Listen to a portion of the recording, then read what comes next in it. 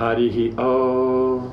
Sahana Bhavatu, Sahana Bhunaktu, Sahaviryan Karavavahai, Tejasvinavadhitamastoma Vidvishavahai. Om Shanti Shanti Shanti. Om Jaya Sri Krishna Chaitanya Prabhu Nityananda, Shri Advaita Gadadhara Srivasadi Gaura Bhakta Vrinda. Hare Krishna, Krishna Krishna, Hare Hare, Hare Rama, Rama Rama, Hare Hare. So now on chapter 6, Yudhishthira's fear. So this is now after that first day of battle when everyone goes back to the camp. Sanjaya finished his description of the first day's battle. Dhritarashtra smiled as he heard of Bhishma's incomparable prowess and the slaying of the two Pandava heroes. Perhaps destiny would favor his forces after all. It was hard to imagine anyone overcoming Bhishma in battle. Feeling a surge of hope, the king said, "Your words are pleasing, for they describe our victory. The old Kuru chief, Bhishma, is ever devoted to my interests and will never abandon his prowess. My heart feels no shame on remembering our transgressions against the Pandavas, but that itself is shameful." He says, I feel no shame that we did so many terrible things to the Pandava and therefore we have this war. I feel no shame, but that itself is a shame. That's shameful that I don't. So that's the point, is whenever things are going bad, then he thinks, well, maybe I shouldn't have done that, only because of the bad effect on his sons. But if things are going well for his sons, he doesn't care. He says, yeah, it happened. So. Dhritarashtra fell silent again for some moments. Sighing, he continued, "Even hearing of our success, I cannot condone the battle brought about by my foolish son. O Sanjaya, what good can war do for anyone? Apart from my wicked sons and their equally evil advisors, I do not think there were any who approved of this fight." Right? So basically it means, it means Duryodhana and Dushasana, the others will support, but mainly those two, and then their advisors, Karna and Shakuni. Other than that, no one approved of the fight. He didn't approve, but he couldn't get his son to not agree, and he can't go against his son's desires. The elders on the Kaurava side didn't agree. The Pandavas don't agree. The sages didn't agree. Narad Muni, all the others who came, they didn't agree. So that, he knows it. The king's mind swung between hope for his sons and sorrow at the thought of the Kuru's inevitable death. Sometimes he was overcome by despair as he pondered on the Pandavas' power and virtue. And then there was Krishna. Today's report was encouraging, but Arjuna had not yet exhibited his prowess, nor had Bhima or the other Pandava generals. Many would die before the outcome was settled. He did not doubt that. How could his son survive? Because, I think Duryodhana thinks that we'll just go out. One is they're so big that the other side will get scared and just surrender. That's what he thought Yudhishthira was doing. But that didn't happen. So then they fight, but they just think we're so many, we're naturally going to win. And then you have Bhishma and Drona and like this. But, so they killed two of the great generals on the Pandava side. But still, you're going to have to go through a lot more. So you can see it's not that this is going to be a simple fight, because we see at the end it's down to 7 people survived. So it's going to be a tight one. Waving away the servants who were fanning him, Dhritarashtra shook his head and said, "Victory will doubtlessly attend the righteous, Sanjaya. But is our case so clearly wrong?" Because of attachment, he says that, because he knows it's clearly wrong. "Should not the throne have been mine? Does not Duryodhana have the foremost claim to sovereignty, even over Yudhishthira?" Because he's saying, well, maybe I'm the oldest. But the point was, it didn't go to him. It went to Pandu, and then from there it'll go down for his sons. But he's saying, no, it should have come to me, so therefore it should go to my son. So he's taking that as the claim. What he's forgetting about are all the atrocities, and the bad behavior, and that there's a war because of this, Sanjaya did not respond. It had long been established that Pandu was the rightful monarch. Dhritarashtra was born blind, and that disqualified him from ruling the kingdom, because they could be telling him all kinds of things. He could be sitting in the back of in the back of a trailer camper, sitting out in the middle of, how you say, the Sahara Desert and something, and they just have nice air conditioning, and then tell them, yeah, the city lauds you, and this one, and then bring people in to talk to them. You just pay actors. He wouldn't know what's going on. So that's why the ruler can't be blind, because he has to be able to see what's going on, because otherwise, how easily he could be tricked. Because it's one of the main things you're hearing from the person, but you're also seeing. You're seeing how they act, how they do, what's around them, what they see. All these things, when it mentions the king is supposed to adjudicate cases, he's supposed to see all these symptoms that are there. It means you have the case itself, but they're also having how everybody's behaving, who's looking at who's doing what are the different things. And by that, then he puts together if their case is strong or weak, and like this, then he can adjudicate. But if you're blind, you're already losing out on so much that's necessary, even to just judge cases, if your king's going nicely and there's no war, right? And so then, yeah, let alone if there's war. Pandu's sons were thus the rightful inheritors of at least half the kingdom. Even if you wanted to say that, great. Then you take half, they take half, because it's been established that Pandu is the king. And so then they get half, and then you were supposed to be the king, you didn't, you were blind, you couldn't, but if you say that, no, but I should have been, but my son's not blind, at least he should be, so then half. But that's the thing, is Pandavas are willing to accept that because it's family. But Duryodhana, nothing, he can't. So Dhritarashtra, due to his blind attachment, because the blindness is more than just he's blind, it also is indicative of his blind attachment, and therefore he puts all this aside. Pandu's sons were thus rightful inheritors of at least half the kingdom, if not all. Sanjaya knew that Dhritarashtra cursed his blindness and considered it an unfortunate quirk of destiny that had denied him his rights. In Sanjaya's mind, it was clearly the Lord's arrangement. There were none who could match the virtue and kindness of the Pandavas. The earth could have no better rulers, especially if the alternative was Duryodhana and his brothers, right? If that's the alternative, then it did work out properly. The Lord's arrangement that the ones who would properly rule the kingdom, they actually were in the position. And the ones who wouldn't, like this. Duryodhana is willing to have a world war, that basically all the Kshatriyas of the world are destroyed, just that he might have the possibility of for the rest of his life, running the kingdom. So that means he's willing to sacrifice everyone else for himself, while Yudhishthira is willing to accept himself for everyone else. But it's his duty, and he's been advised by Krishna and others that he should, do his duty, because the citizens, they deserve a proper king. So we can see is that if you look at it, Duryodhana, even though he has the knowledge and skill, of a Kshatriya, he doesn't have the character.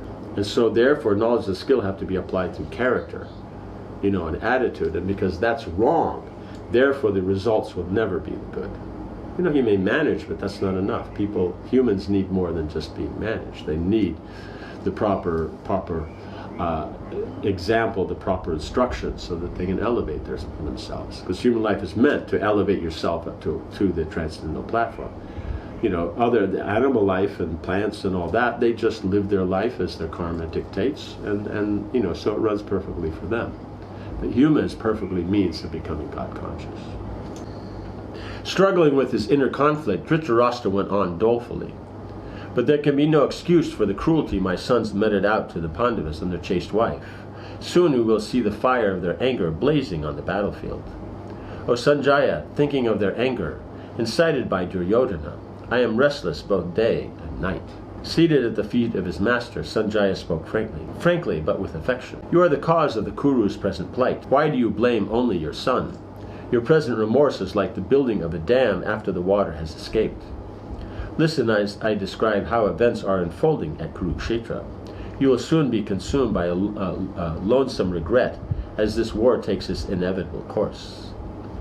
Dhritarashtra remained silent as Sanjaya again began to describe the events of Kurukshetra. Otherwise, this was battle won, okay, great, let's go, go to bed and everything like that. But then we see is that, this comes up and he's pointing out, but Duryodhana is so bad and that, and my sons and Pandavas are so good. But he's pointing out, but technically you're the king. If you had told Duryodhana, no, you can't do this, there'll be no war, give back, they get their kingdom back and just be happy. That's what would have to happen. And if he wasn't, then no problem. Bhishma, Drona, they would have, picked him up and taken him to his room and locked the door until he's willing to comply. So it's not that, who's going to fight with them? Is anybody else there? Karna talks big, but it wouldn't have lasted. So the point is he could have made this all avoided. He, because if his son was good, then everything would be good. But his son was bad, therefore he goes along with the bad. So now Sanjay is describing what's happening at the battlefield. After arriving back at camp at the end of the first day's fight, Yudhishthira called a council of war. He consulted with Krishna, who sat by his side, wearing golden armor and a jeweled helmet. "O Govinda, behold how the powerful Bhishma is consuming my troops as fire consumes dry grass." Right, because dry grass means it's just so easy and quick. It's not like dry wood that it slowly goes in and builds, and you get a big fire, but it's controllable. But dry grass, it just there's nothing you can do practically.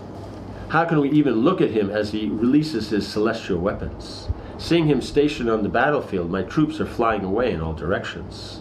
Perhaps we may defeat Varuna or Vayu or even the mighty Yamaraj in battle, but I do not think we can overpower Bhishma. Yudhishthira's voice was heavy with sorrow as he went on. "O Keshava, when Bhishma is my foe, I think it preferable to retire to the forest. It is wrong for me to sacrifice these Kshatriyas into the fire of his weapons simply for the sake of sovereignty." Because the point is he's so good, anyone who goes before him dies. So his point is you're just sacrificing them into the fire of his weapons. So it's not like you're gaining something. It's not like they get there and they push him back and all that, so it's worth the fight. He's just saying whoever goes before him, that's it. They have all been wounded for... Look at my brothers. They have all been wounded for my sake. Not only that, but they have been deprived of both happiness and wealth because of the love they bear for me. How can I allow them to suffer further, right? They've already suffered so much because they followed Yudhishthira. Then with the gambling match, they went and spent the 13 years in the forest in exile. How can I allow them to suffer further? I will therefore spend the rest of my days practicing asceticism. So he's just thinking, what's the point? Because everybody who's dear to him, everybody, is either being injured or is the one that you would have to defeat to stop that. Krishna said nothing as Yudhishthira poured out his feelings. He knew the Pandava king had no intention of abandoning the fight. The first day had not gone his way, and naturally he was frustrated, especially in the face of a warrior like Bhishma. It was not going to be easy to win this war. That much was already clear. Right? So it's clear for both sides, though the Kaurava side, then they have some inspiration that first day they came out kind of basically on top. But the losses on both sides are very great. So, and Krishna knows that he's just saying these things because he feels bad everyone's fighting. But if someone says, no, we're here for you, it's our duty and everything like that, then it's going to go on. Not a problem. Yudhishthira continued. It seems that Arjuna is content to be only a spectator in this battle, right? So he's also making now his comment. Bhishma fought so well, but we don't see Arjuna, showing, because in the battle the whole day there was nothing that was Arjuna was outstanding. Abhimanyu was outstanding in the morning. He got driven back like that, and then was it Sweta? He came out and made a big thing, and then he went back. No, he got killed. And so then he's pointing out, where's the prowess? Bhima went out there, was doing stuff and creating so much trouble. It seems that Arjuna is content to be only a spectator in this battle. Bhishma alone remembers his Kshatriya duties and fights with determination. Why, O Krishna, does your friend Arjuna look on with indifference as Bhishma annihilates our troops? Tell me who can stop Bhishma. We must devise a plan to check him before he destroys the entire army. O Govinda, only by your grace will we regain our kingdom after killing our enemies. So it's one thing is there, he's trying to get him inspired, but he's, frustrated, but at the same time he doesn't mean ill towards his brother, he doesn't mean to stop fighting. It's just, as he pointed out, we have to devise a plan. So that's the thing, we have to make a plan. Yudhishthira sat with his head down. Krishna replied, O best of the Bharat race, do not give way to grief. Great warriors who are all dedicated heart and soul to your welfare surround you. I am also engaged in doing you good. You have your brothers as well as Drupad, Virat, Dristadumna, Satyaki, Shikandi, and many others. All of them are illustrious fighters who will not waver in battle. Shikandi will surely slay Bhishma in due course. Do not despair, right? Because it's been said Shikandi will kill Bhishma. So it'll happen. It's just as he mentioned. It's not today. So he says, he said, ask another time. So that means during the battle, it looks like there's another opportune time. Then ask. Then he'll say, because he's saying now is not the time. He's going to, because also as Duryodhana has made so many comments, you're not going to fight well because it's the Pandavas and they're dear to you. So, you're going to, be easy on them. So he has to go out and show his prowess, like that. Because you have to uphold the Kshatriya standard. So he's saying, do not despair. Yudhishthira was heartened by Krishna's assurance. Certainly he could never utter an untruth, and it was obvious that he wanted the battle to continue. Nor could it be checked regardless. It must go on, right? So it must be Krishna wants it, because we have all these things. If the war stopped, you have all these demoniac soldiers on the planet that are just going to create trouble. Krishna wants to get rid of all of them, to lighten the burden of the earth. So it will happen. So that's why I said it looks like it's going to be hard work. It means, we got to get rid of all these people. Yudhishthira was concerned that his outpouring of sorrow may have discouraged his troops. Looking at Dristadumna, he said, "O hero, you have been appointed leader of my troops. Just as Kartikeya leads the Celestials, lead our army to victory.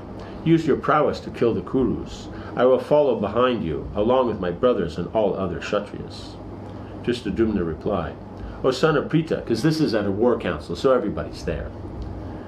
Dristadumna replied, "O son of Pritha, it is ordained that I will kill Drona. I will now fight with any Kuru who stands before me. Let all those proud kings try their best. I am not afraid of any of them."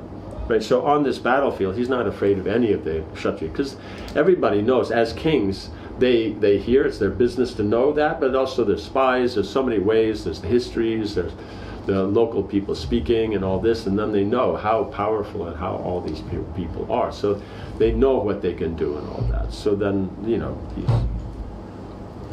everyone present cheered. Yudhishthira then discussed the arrangements for the next day's battle. His army would arrange itself in the Krauncha Vyuha, the formation shaped like a crow, which Brihaspati had devised. After arranging the warriors' position, the Pandava army rested for the night with the moon casting its glow over their thousands of tents. Right? So then you have in there, because the crow will have that beak. It's not too long, but it's not too short either. And at the same time, it has the wings. So that way that you have the wings going out and being like that, because you have the point that's going to go in and make an attack, but you have the wings they can come around and destroy, and that way you've attacked here, you can bring here, because you see when birds, when they fight, they attack here and then bring in their wings. Does that make sense? So that's the point. The wing is out, but it comes in. But your main fighting is here. So it's good. So he says Brihaspati has devised this. Okay. Yes. And so then we'll continue later on the second day of battle. Om Hare Krishna, Krishna Krishna, Hare Hare, Hare Rama, Rama Rama, Hare Hare. Srila Prabhupada ki jai.